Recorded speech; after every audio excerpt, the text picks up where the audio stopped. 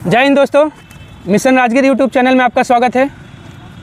आज के Bihar SSC set में टॉप 5 के हमारे कैंडिडेट हैं जिनका नंबर इस प्रकार है।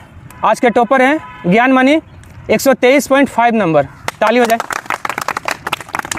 सेकेंड रैंक बाबुल 122 नंबर, ताली हो जाए इनके लिए। Third rank Ranjit Kumar Gupta 121 number, ताली हो जाए।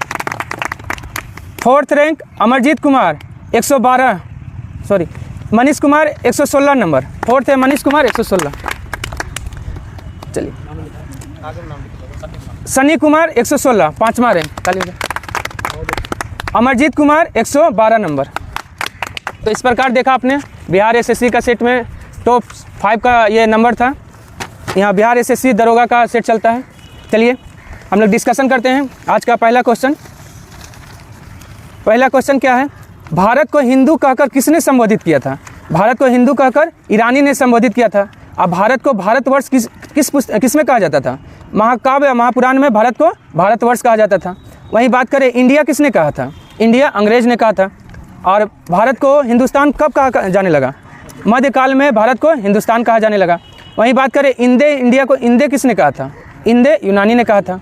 यूनानियों ने इसे इंदे कहा था। चलिए अगला क्वेश्चन है, दशराग युद्ध का चर्चा ऋग्वेद के किस मंडल में है? ऋग्वेद के 10वें मंडल में दशराग युद्ध का चर्चा है। दशराग का युद्ध जो है किसके बीच लड़ा गया? सुदास और 10 राजाओं के बीच लड़ा गया, जिसमें कौन विजय हुआ? सुदास विजय हुआ। किस? हाँ 7वां मंडल, अच्छा सॉरी 7वां मंडल में। दशराग युद्ध का चर्चा 7वां मंडल में है। और सुदास और 10 राजाओं के बीच लड़ा गया, वो बोले हैं उसमें। और किस नदी के किनारे लड़ा गया? पर उसने या रावी नदी के किनारे, उसी को कहते हैं। चलिए ऋग्वेद के 3रा मंडल में किसका चर्चा है? सूर्य देवता सावित्री का है। वहीं ऋग्वेद के 9वां मंडल में देवता सोम का चर्चा है।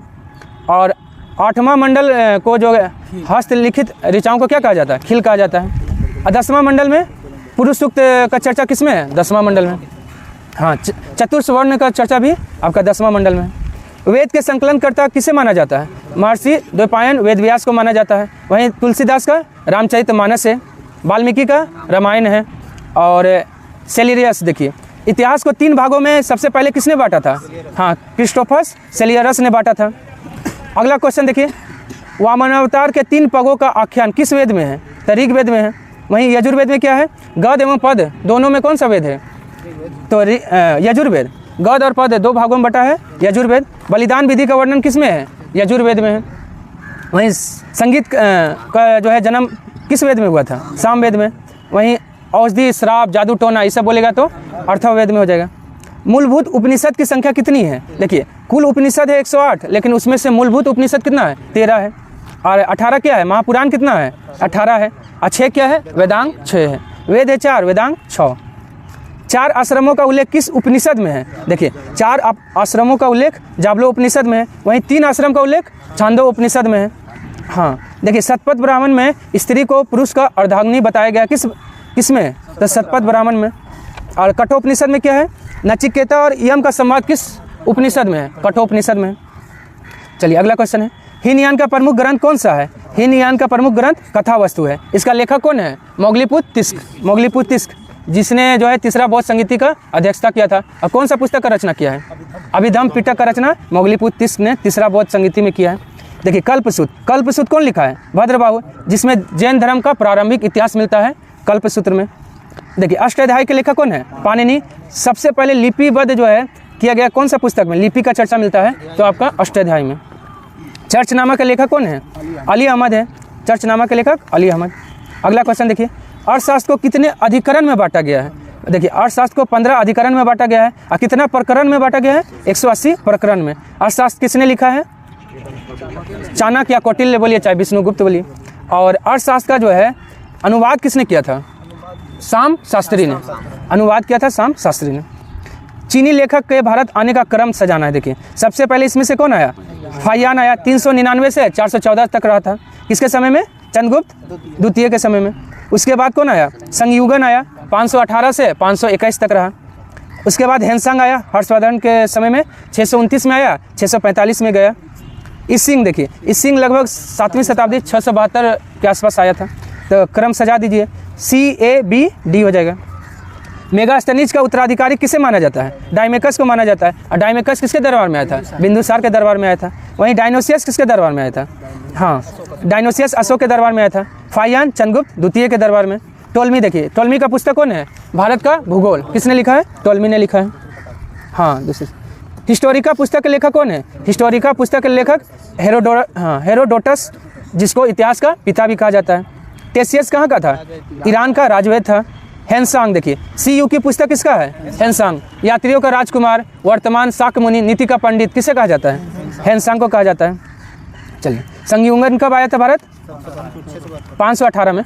518 से 521 तक रहा था, 3 साल रहा था भारत में।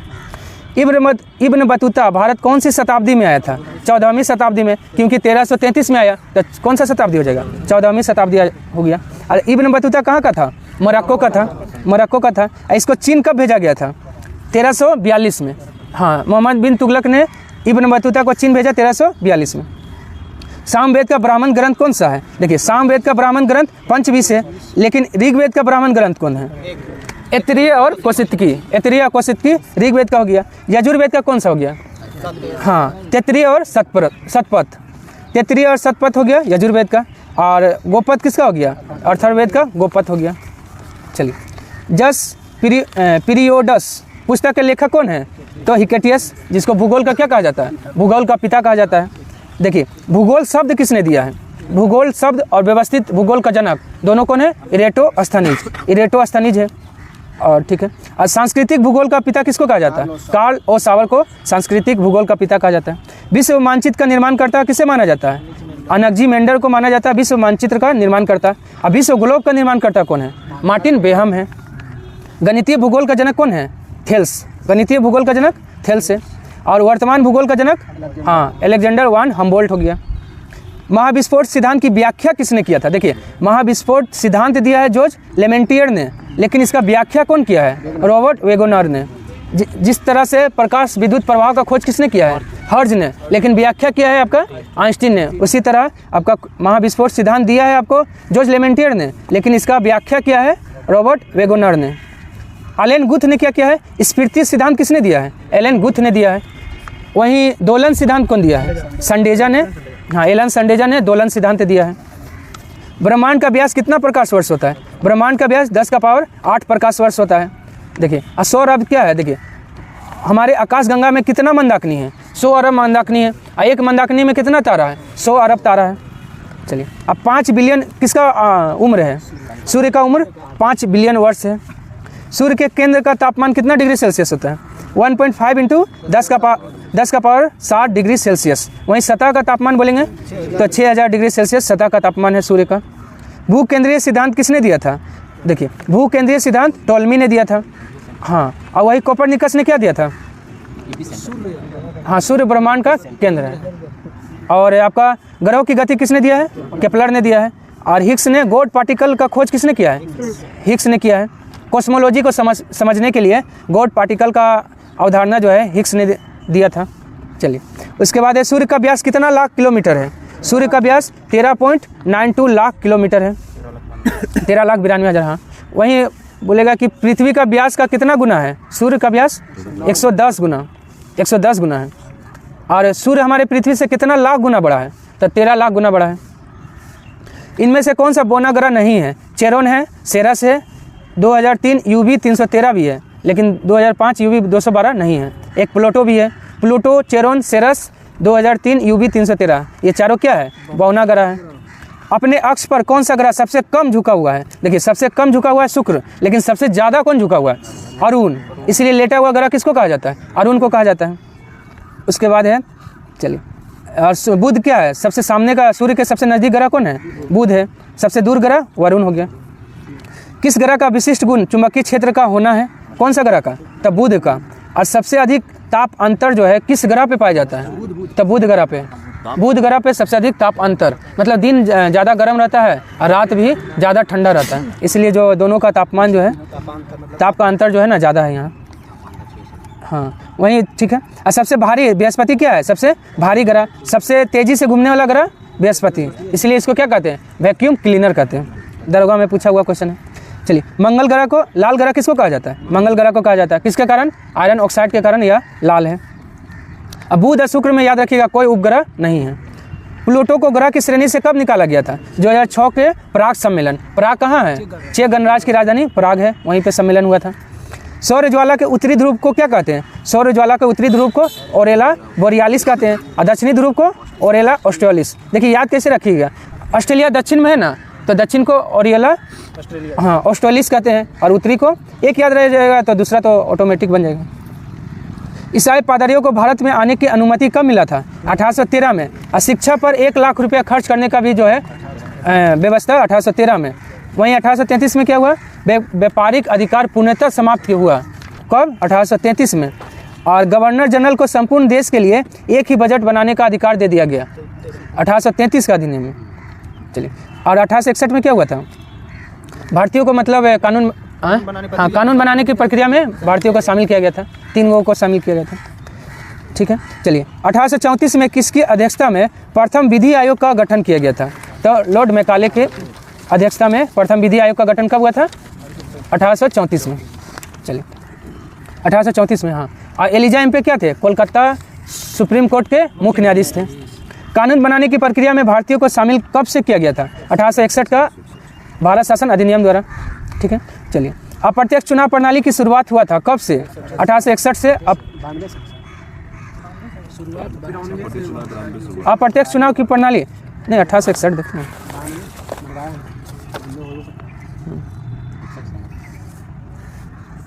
हाँ ठीक है, सॉरी सुधार कर लीजिएगा इसमें। हाँ हाँ, अप्रत्यक्ष चुनाव प्रणाली है ना, ठीक है 1892 हो जाएगा इसका, 2 कर लिए। क्या आंसर हो जाएगा? 1892। अप्रत्यक्ष चुनाव प्रणाली 1892 हो जाएगा। अब बजट पे बहस करने का भी आज़ादी, प्रश्न पूछने का भी 1892 में। हाँ, पूरक प्रश्न पूछने का स्वतंत्रता कब दिया गया? 1909 में। 1909 में। 1892 में पूरक प्रश्न पूछने का नहीं दिया गया था। और 1919 में क्या किया गया था? महिलाओं को वोट देने का अधिकार दिया गया था। चलिए, और अगला क्वेश्चन देखिए, प्रांतों में द्वैत शासन के जनक किसे माना जाता है? प्रांतों में द्वैत शासन का जनक लियोनस कार्टियर्स को माना जाता है। वहीं बंगाल में द्वैत शासन कौन स्टार्ट किया था? रॉबर्ट क्लाइव ने। कब? 1765 में। और कॉर्नवालिस ने क्या किया था? अस्थायी बंदोबस्त कॉर्नवालिस ने 1793 में। बोर्ड ऑफ डायरेक्टर और बोर्ड ऑफ कंट्रोलर को कब समाप्त किया गया था? 1858 में। लेकिन प्रारंभ कब हुआ था? 1784 में। 1784 में बोर्ड ऑफ डायरेक्टर और बोर्ड ऑफ कंट्रोलर बनाया गया, लेकिन इसको समाप्त कर दिया गया 1858 में। और 1858 में क्या हुआ था? भारत सचिव का पद 1858 में, हाँ वायसराय कर दिया गया था। और 1833 में क्या हुआ था? पूछेगा दास प्रथा का अंत किस अधिनियम द्वारा समाप्त किया गया? 1833 के अधिनियम के द्वारा। हाँ, 1843 में लॉर्ड एलनबरो था। हाँ, धारा बोलेगा तो 5 है। चलिए, केंद्रीय बजट को राज्यों के बजट से अलग जो है कब किया गया था? 1919 में। केंद्रीय बजट को राज्यों के बजट से अलग किया गया था 1919 में। चलिए, अब पूछेगा कौन सा जो है ना अधिनियम साइमन कमीशन के रिपोर्ट पर आधारित था? हाँ, 1935 का अधिनियम साइमन कमीशन के रिपोर्ट पर आधारित था। चलिए, 1919 में इंग्लैंड का प्रधानमंत्री कौन था? लॉर्ड जॉर्ज था। वहीं द्वितीय विश्व युद्ध में कौन था इंग्लैंड का प्रधानमंत्री? विंस्टन चर्चिल था। भारत की आज़ादी के समय इंग्लैंड का प्रधानमंत्री तो क्लेमेंट इटली था। और 1857 के समय पामस्टन था। विधि सदस्य चुना जाने वाला प्रथम भारतीय कौन था? सत्येंद्र प्रसाद सिन्हा। वहीं बोलेगा केंद्रीय विधानसभा में चुने जाने वाला पहला भारतीय अध्यक्ष विठल भाई पटेल। कब? 1925 में। दिनकर राव जो है ना विधान परिषद में मनोनीत होने वाला, जो 3 लोगों को मनोनीत किया गया था ना, उसमें ये दिनकर राव भी थे। एक पार्सेक में कितना मीटर होता है? एक पार्सेक में 3 × 0.8 × 10 का पावर 16 मीटर होता है एक पार्सेक बराबर। और देखिए यार, 1 न्यूटन बराबर कितना डाइन? 10 का पावर 5 डाइन होता है। कार्य का सीजीएस मात्रक क्या है? अर्ग। वहीं एसआई मात्रक बोलेगा तो कार्य का जूल। देखिए बल का सीजीएस मात्रक क्या है? डाइन है। अब बल का एसआई मात्रक न्यूटन है। 1 जूल में कितना अर्ग होता है? 1 जूल में 10 का पावर 7 अर्ग होता है। देखिए जेटा में 10 का कितना घात होता है? हाँ, जेटा में 10 का पावर होता है कितना? तो 21 होता है। वहीं 10 का पावर 24 को क्या कहते हैं? योटा कहते हैं। और 10 का पावर 18 को एक्सा कहते हैं।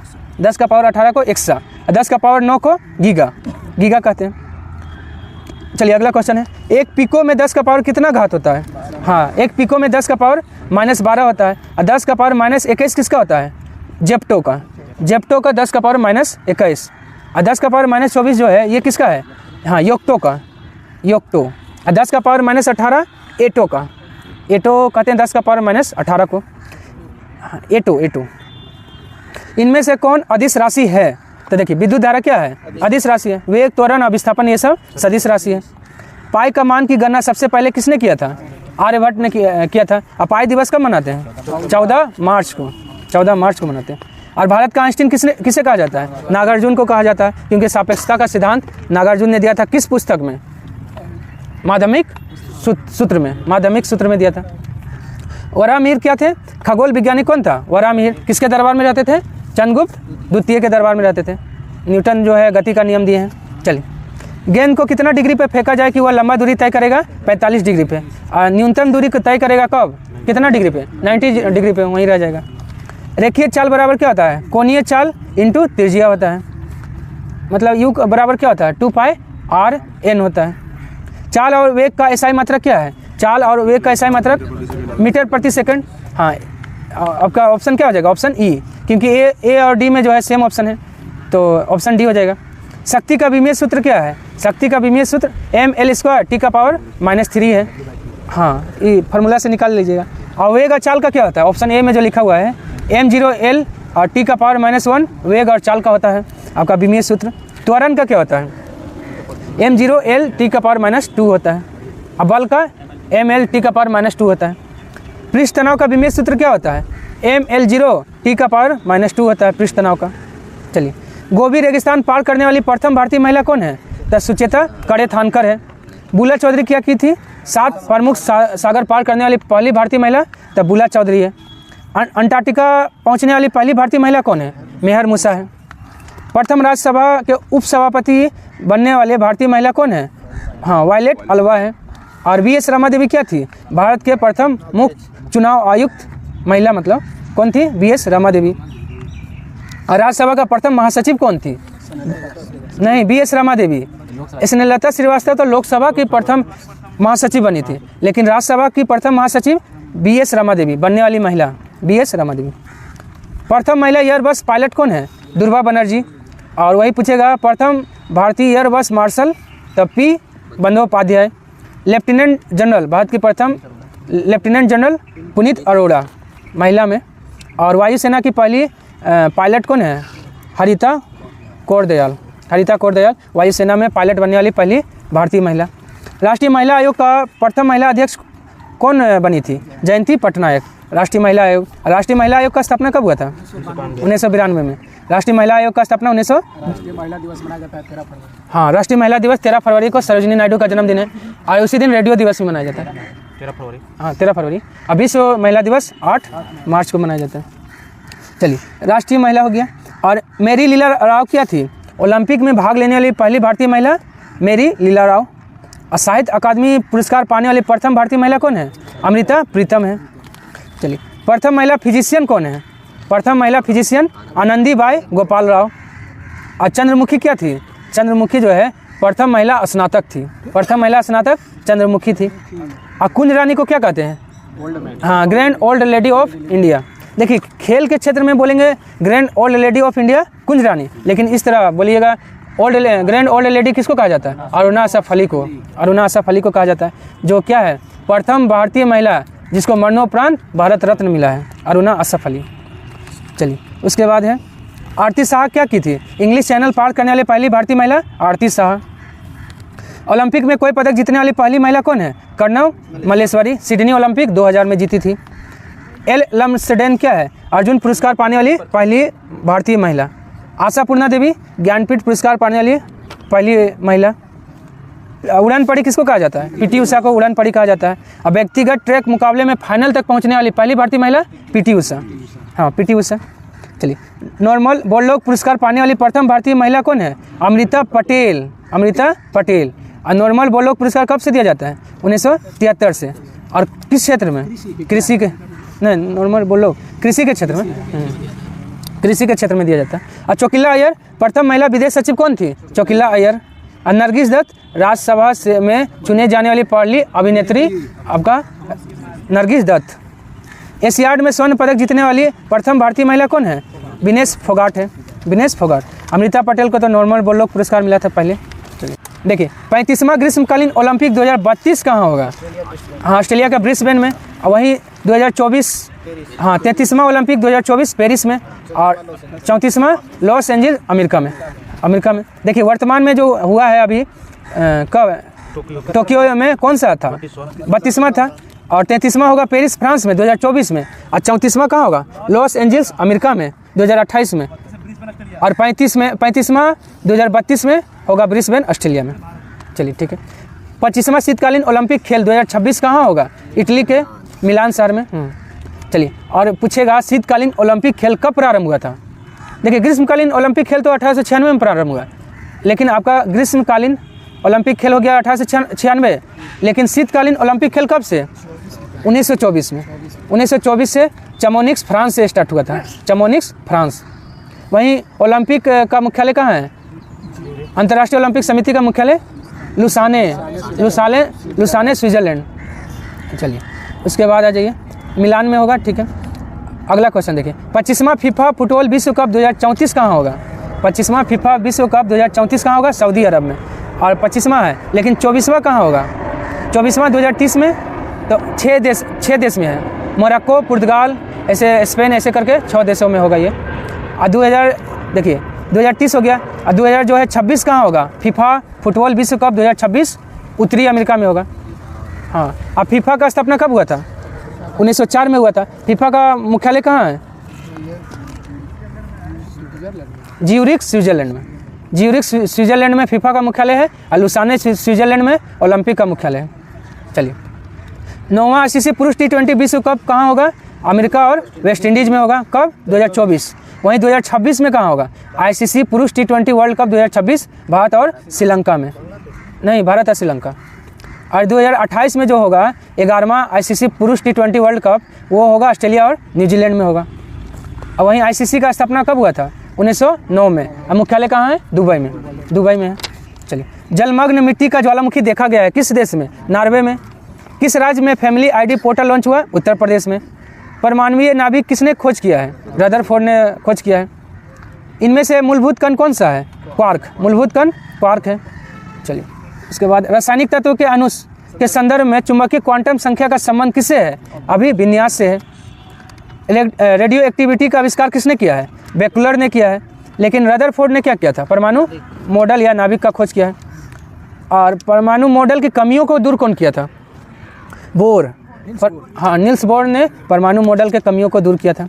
और मैडम क्यूरी, देखिए मैडम क्यूरी को नोबेल पुरस्कार मिला था कब 1903 और 1911 में। 1903 में पहला बार फिजिक्स में, और दूसरा बार 1911 केमिस्ट्री में। अभी तक ले 2 बार नोबेल पाने वाले 6 ठीक। चलिए उसके बाद आइए, अगला क्वेश्चन देखिए, परजीवी जीवों का अध्ययन कहलाता है, क्या कहलाता है? पैरासिटोलॉजी कहलाता है। टेट्रोलॉजी किसका अध्ययन हो गया? टेंट्रोलॉजी। उपार्जित लक्षण का अध्ययन क्या कहलाता है? टेंट्रोलॉजी कहलाता है। देखिए ट्रोफोलॉजी किसका अध्ययन हो गया? पोषण और पोषण विधियों का अध्ययन ट्रोफोलॉजी कहलाता है। जीवन के नियमों का अध्ययन क्या कहलाता है? बायोनॉमी कहलाता है, जीवन के नियमों का अध्ययन। मस्तिष्क का अध्ययन क्या कहलाता है? फ्रेनोलॉजी। मस्तिष्क का अध्ययन फ्रेनोलॉजी। बायोनॉमिक्स किसका अध्ययन है? जीवधारियों का वातावरण के साथ संबंध क्या कहलाता है? बायोनॉमिक्स कहलाता है। पुष्प का अध्ययन क्या कहलाता है? एंथोलॉजी कहलाता है पुष्प का। और रुधिर सीरम का अध्ययन क्या कहलाता है? सेरोलॉजी। एक होता है सोरोलॉजी, वो किसका अध्ययन हो गया? छिपकली का हो गया। हाँ, लेकिन ये सेरोलॉजी तो रुधिर सीरम का अध्ययन हो गया। व्यापार हेतु कृत्रिम शिपों में प्रजनन क्या कहलाता है? ऑस्ट्री कल्चर कहलाता है। हेली कल्चर किसको कहते हैं? घोंगा का जो है प्रजनन को हेली कल्चर कहते हैं। एवी कल्चर पक्षी पालन को एवी कल्चर है। एवी कल्चर है ये भी है, पक्षी पालन का अध्ययन कहलाता है। हर्पेटोलॉजी किसका अध्ययन है? हाँ, सरीसृप तथा उभयचर का अध्ययन हर्पेटोलॉजी कहलाता है। विभिन्न संस्कृतियों के वैज्ञानिक विवरण का तुलनात्मक अध्ययन को क्या कहते हैं? इथनोलॉजी कहते हैं। अविशिष्ट संस्कृति का अध्ययन इथनोग्राफी। इथोलॉजी किसका अध्ययन है? मानव और जंतु का व्यवहार का अध्ययन इथोलॉजी कहलाता है। इथिक्स किसका अध्ययन है? मानव का नैतिक आचार और कर्तव्य का मनोवैज्ञानिक अध्ययन इथिक्स कहलाता है। वर्मी कल्चर में प्रयुक्त होने वाला वर्म कौन सा है? अर्थवर्म होता है। महाद्वीपीय प्रवास सिद्धांत किसने दिया है? अल्फ्रेड वेगनर ने दिया है। चलिए संसदीय विशेषाधिकार किस देश से लिया गया है? इंग्लैंड से लिया गया है। हाँ, अनुच्छेद बोलेगा तो कितना है अनुच्छेद? 14। अनुच्छेद संसदीय विशेषाधिकार 105। और इंग्लैंड से और क्या क्या लिया गया है? परमाधिकार लेख कहाँ से लिया गया है? इंग्लैंड से। विधि निर्माण प्रक्रिया ये कहाँ से लिया गया है? इंग्लैंड से। लेकिन विधि द्वारा स्थापित प्रक्रिया जापान से। वहीं अमेरिका से क्या लिया गया है? मेन रूप से प्रस्तावना और महाभियोग भी लिया गया, महाभियोग भी, वित्तीय आपातकाल भी, वित्तीय आपात भी लिया गया कहाँ से? अमेरिका से। हाँ ठीक है। ऑस्ट्रेलिया से क्या लिया गया है? प्रस्तावना की भाषा और संयुक्त अधिवेशन, हाँ, व्यापार वाणिज्य करने की स्वतंत्रता, ये सब कहाँ से लिया गया? ऑस्ट्रेलिया से। कनाडा से क्या लिया गया? संघ राज्य संबंध, राज्यपाल की नियुक्ति और राज्यपाल की नियुक्ति, अवशिष्ट शक्ति केंद्र के पास, ये सब कहाँ से लिया गया है? कनाडा से लिया गया। हाँ, जीएसटी जो है ना कनाडा के मॉडल पर आधारित है। भारत का जीएसटी कनाडा के मॉडल पर, डबल हेलिक्स मॉडल पे। चिली साल्ट पीटल का रासायनिक रूप क्या होता है? NaNO3, जिसको क्या कहते हैं? सोडियम नाइट्रेट, सोडियम नाइट्रेट कहते हैं। और KNO3 को क्या कहते हैं? हाँ, पोटेशियम पर मैग्नेट ना, अच्छा सॉरी, हाँ ठीक है ठीक है, KNO3 ना है पोटेशियम। हाँ, इसको क्या कहते हैं? लाल दवा। चलिए, और K2CO3 को क्या कहते हैं? पोटेशियम कार्बोनेट हो गया, K2CO3 पोटेशियम कार्बोनेट। योगाचार दर्शन संबंधित है किस धर्म से? बौद्ध धर्म से संबंधित है। योगाचार दर्शन बोलिए चाहे विज्ञानवाद, दोनों किससे संबंधित है? बौद्ध धर्म से। स्यादवाद अनेकांतवाद किस धर्म से संबंधित है? जैन धर्म से संबंधित है। चलिए, उसके बाद आइए, सहस्त्र सारिका सूत्र की रचना किसने किया है? नागार्जुन। इनको क्या कहा जाता है? भारत का आइंस्टीन कहा जाता है। अश्वघोष। बुद्ध चरित्र किसने लिखा है? अश्वघोष। इनको क्या कहा जाता है? भारत का मिल्टन, भारत का मिल्टन कहा जाता है। भास का कौन सा पुस्तक है? स्वप्न वासवदत्ता के लेखक भास। पतंजलि का पुस्तक योग तो ही है। महाभास किसका है? पतंजलि का ही है, महाभास पतंजलि। नवकलेश्वर उत्सव कहाँ मनाया जाता है? उड़ीसा में मनाया जाता है। जापान का पिट्सबर्ग किसे कहा जाता है? यवाटा को कहा जाता है। वहीं जापान का मैनचेस्टर बोलेंगे तो ओसाका को कहा जाता है। चलिए, उसके बाद है दक्षिण अफ्रीका का प्रशासनिक राजधानी कहाँ है? प्रिटोरिया हो गया प्रशासनिक राजधानी। न्यायिक राजधानी बोलेगा तो दक्षिण अफ्रीका का न्यायिक राजधानी ब्लूम फाउंटेन। दक्षिण अफ्रीका का विधायकी राजधानी कहाँ है? केपटाउन। दक्षिण अफ्रीका का विधायी राजधानी केपटाउन है। राज्यसभा में विपक्ष के पहले नेता कौन हुआ? श्याम नंदन मिश्रा, श्याम नंदन मिश्रा। वहीं लोकसभा में प्रथम विपक्ष का नेता राम सुभग सिंह। हाँ, लोकसभा में। दरोगा का क्वेश्चन ये सब पूछा हुआ। और जगजीवन राम क्या थे? सबसे अधिक समय तक, हाँ, केंद्रीय मंत्री पद पर रहने वाले जगजीवन राम, 32 साल। लेकिन एक ही विभाग में सबसे अधिक समय तक राजकुमारी, हाँ, राजकुमारी अमृता कौर। चलिए, उसके बाद आइए, चंद्रगुप्त मौर्य और अशोक दोनों का एक साथ उल्लेख किस अभिलेख में हुआ है? जूनागढ़ अभिलेख, जिसको गिरनार अभिलेख भी कहते हैं, किस राजा से संबंधित है? रुद्रदामन से। और किस भाषा में यह लिखा गया था? संस्कृत भाषा में पहला अभिलेख कौन सा है? तो जूनागढ़ अभिलेख है, गिरनार अभिलेख जिसको कहते हैं। एहोल अभिलेख किससे संबंधित है? पुलकेशिन द्वितीय। हिंदी भाषा में लिखा गया कौन सा अभिलेख है? हिंदी भाषा में लिखा गया अभिलेख, पहला अभिलेख देवपाड़ा। हाँ, हिंदी भाषा में लिखा गया पहला, नहीं, बंगाल में, बंगाल शासक विजय सेन से संबंधित है। चलिए, उसके बाद आइए, अशोक के बाद देवनाम प्रिय की उपाधि किसने धारण किया था? दशरथ। दशरथ कौन था? अशोक का पोता था, पोता। और दशरथ का उत्तराधिकारी कौन बना था? कुणाल बना था। ठीक है। चतुर्भुजी विष्णु के सिक्के किसने चलाया था? हुविक्स ने चलाया था। हुविक्स किस वंश से संबंधित था? हाँ, अशोक का बेटा कुणाल था। सही बात है, तो उत्तराधिकारी वही ना हुआ, अब पोता हुआ दशरथ। चलिए, उसके बाद हो गया चतुर्भुजी विष्णु का सिक्का कौन चलाया? हुविक्स। लेकिन बोलेगा शाहरुख सिक्का कौन चलाया? बाबर। और लक्ष्मी प्रकार का सिक्का कौन चलाया है? मोहम्मद गौरी। राम सीता सिक्का कौन चलाया है? अकबर चलाया है। ठीक है। और शीशा का सिक्का कौन चलाया था? सातवाहन चलाया था। चमड़े का सिक्का कौन चलाया था? भिस्ती निजाम, जिसको एक दिन के लिए हुमायूं राजा बनाया था, वो तो सातवाहन के समय में चला था। चलिए, उसके बाद है अगला क्वेश्चन देखिए, गुप्त काल में उत्तर भारतीय व्यापार किससे होता था? ताम्रलिप्ति से। आई ताम्रलिप्ति बंदरगाह किस राज्य में है? पश्चिम बंगाल में है। भरूच बंदरगाह कहाँ है? गुजरात में है। देवल बंदरगाह किस समय का बंदरगाह है? सल्तनत काल का अंतर्राष्ट्रीय बंदरगाह कौन है? देवल है। लोथल जो है सिंधु सभ्यता का बंदरगाह है, जो गुजरात में है। किस नदी के किनारे? भोगवा नदी के किनारे। गुप्त काल में पैठन का प्रसिद्धि का कारण क्या था? व्यापारिक मंडी था। ठीक है। चलिए उसके बाद आइए, गुप्त वंश का अंतिम शासक कौन हुआ? विष्णुगुप्त गुप्त वंश का अंतिम शासक हुआ। वहीं बृहदत्त क्या हुआ? मगध के प्राचीन वंश का संस्थापक बृहदत्त था। हर्यक वंश का बोलिएगा तो बिंबिसार हो जाएगा। ये मगध का प्राचीन वंश का संस्थापक बृहदत्त था। और नागदशक किस वंश का अंतिम शासक था? हर्यक वंश का अंतिम शासक नागदशक था। वासुदेव किस वंश का संस्थापक था? कर्ण वंश। कर्ण वंश का संस्थापक वासुदेव। वहीं कर्ण वंश का अंतिम शासक कौन हुआ? सुशर्मा हुआ। सकारी किस गुप्त शासक को कहा जाता था? सकारी चंद्रगुप्त द्वितीय को, क्योंकि शकों का उन्मूलन किया था इसलिए चंद्रगुप्त द्वितीय को सकारी। इसी के उपलक्ष्य में कौन सा सिक्का जारी किया था? चांदी का सिक्का। चांदी का सिक्का जारी किया था। चलिए, वेसोप्रोसिन हार्मोन की कमी से होने वाला रोग कौन सा है? हाँ, डायूरेसिस हो गया। वहीं केराटोसिस रोग जो है किसकी अधिकता से होता है? आर्सेनिक। आर्सेनिक की अधिकता से। अधिवृक्क से निकलने वाला हार्मोन कौन सा है? तो कार्टिसोल हो गया। ग्लूकागोन कहाँ से निकलता है? हाँ, अग्नाशय के अल्फा कोशिका से। अग्नाशय के अल्फा कोशिका से ग्लूकागोन, बीटा से इंसुलिन, और गामा से सोमेटोस्टेटिन। थायराइड का आत्महत्या किस रोग को कहा जाता है? हाशिमोटो रोग को थायराइड का आत्महत्या रोग कहा जाता है। पेरोटिड ग्रंथि कहाँ पाई जाती है? कान के नीचे पाई जाती है पेरोटिड ग्रंथि। रक्तदाब के उपचार में किस पौधे का प्रयोग किया जाता है? सर्पगंधा का प्रयोग रक्तदाब के उपचार में किया जाता है। वहीं धृत कुमारी जिसको एलोवेरा कहते हैं किस रोग में? तो पीलिया के उपचार में। उसके बाद है सिलिकोसिस रोग किस अंग को प्रभावित करता है? तो फेफड़ा को प्रभावित करता है। यकृत को कौन सा अंग प्रभावित करता है? हेपेटाइटिस। हाँ, हेपेटाइटिस जिसको सिरोसिस में होता है ना शराब पीने से, वो भी लीवर को खराब करता है। हाँ, लीवर को खराब करता है, यकृत को। ठीक। उसके बाद है फेनिल कीटोन्यूरिया रोग किससे संबंधित है? मानसिक जड़ता से संबंधित है। मेनिंजाइटिस रोग भी किससे है? मस्तिष्क से। ग्लूकोमा ट्रेकोमा किससे संबंधित है? आँख से संबंधित है। कान का बीमारी, कान का कोई बीमारी है? चलिए छोड़िए। उसके बाद है एम्फाइसीमा रोग से प्रभावित अंग कौन सा है? फेफड़ा प्रभावित होता है। हाँ, ब्रोंकाइट रोग भी कहाँ किस में होता है? फेफड़ा में होता है। सूंघने की शक्ति की कमी किस रोग में होता है? एनोस्मिया में होता है। सूंघने की शक्ति का कमी हो जाता है। हर्यक वंश का अंतिम राजा कौन हुआ? नागदशक हुआ। वहीं नंदीवर्धन किस वंश का? शिशुनाग वंश का अंतिम शासक नंदीवर्धन हुआ। वहीं विष्णुगुप्त किस वंश का अंतिम शासक? गुप्त वंश का अंतिम शासक हुआ। सिकंदर का जल सेनापति कौन था? सिकंदर का जल सेनापति नियारकस था, लेकिन स्थल सेनापति कौन था? सेल्यूकस निकेटर था। बहुकेपला उसका घोड़ा था। सिकंदर का घोड़ा का नाम बहुकेपला था। और चन्ना, देखिए चन्ना क्या था? बुध का सारथी का नाम था चन्ना। अब बुध का घोड़ा का नाम क्या था?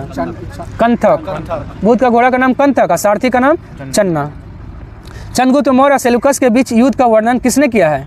एपियानस ने। कब हुआ था? 305 BC में चंद्रगुप्त मौर्य और सेल्यूकस के बीच युद्ध हुआ था। और ये बात किसने कहा है कि चंद्रगुप्त ने सेल्यूकस निकेटर को 500 हाथी दान में दिया था? प्लूटार्क ने कहा था। कौन? प्लूटार्क ने कहा था। अब प्लूटार्क और एरियन दोनों ने मिलकर चंद्रगुप्त मौर्य को क्या कहा था? एंड्रोकोटस। एंड्रोकोटस कहा था। और सेंडोकोटस किसने कहा था? जस्टिन ने। चंद्रगुप्त मौर्य को सेंडोकोटस जस्टिन ने कहा था, जिसकी पहचान किसने किया था? William Jones. चलिए उसके बाद आइए, चंद्रगुप्त मौर्य को जैन धर्म की शिक्षा किसने दिया था? भद्रबाहु ने दिया था। वहीं अशोक को जो है शिक्षा किसने दिया था? बौद्ध धर्म की शिक्षा उपगुप्त ने। लेकिन किसका प्रवचन सुनकर अशोक ने बौद्ध धर्म अपनाया? तो अपने भतीजा था निग्रोध का प्रवचन सुनकर। निग्रोध का प्रवचन सुनकर। चलिए अगला है, जैन ग्रंथों में बिंदुसार को क्या कहा गया है? सिंह सेन कहा गया है। और भद्रसार या वालीसार वायु पुराण में। भद्रसार या वायुसार आपका वायु पुराण में। और अमित्र घात किसको कहा जाता था? बिंदुसार को ही कहा जाता था, जिसका अर्थ क्या होता था? शत्रु विनाशक। चलिए उसके बाद है मास्की, सिद्धपुर, गोबी मठ, ये सब जो है किस राज्य में है? कर्नाटक में है। मास्की कर्नाटक में, याद रखिएगा, आंध्र प्रदेश में नहीं है, कर्नाटक में। इसी में अशोक का नाम अशोक मिलता है। 4 गो में अशोक का नाम अशोक मिलता है। मास्की, गुर्जरा, नेटूर और उद्गोलन। धोली अजोगढ़, अच्छा ये छूट गया। रूपनाथ और गुर्जरा ये किस राज्य में है? मध्य प्रदेश में है। धोली अजोगढ़ किस राज्य में है? उड़ीसा में है। एरगुड़ी और राजौली, मंडगिरी तीनों किस राज्य में है? आंध्र प्रदेश में है। सोपारा किस राज्य में है? महाराष्ट्र में है। और किस अभिलेख में अशोक ने कहा है कि अशोक व्यक्तिगत रूप से बौद्ध धर्म का अनुयायी है? किस अभिलेख में बताइए तो? अरोरा अभिलेख में अशोक ने बताया कि अशोक व्यक्तिगत रूप से बौद्ध धर्म का अनुयायी है। अरोरा जो उत्तर प्रदेश में है। आज के लिए इतना ही। अगर पसंद आया तो लाइक और सब्सक्राइब करना ना भूलें। धन्यवाद।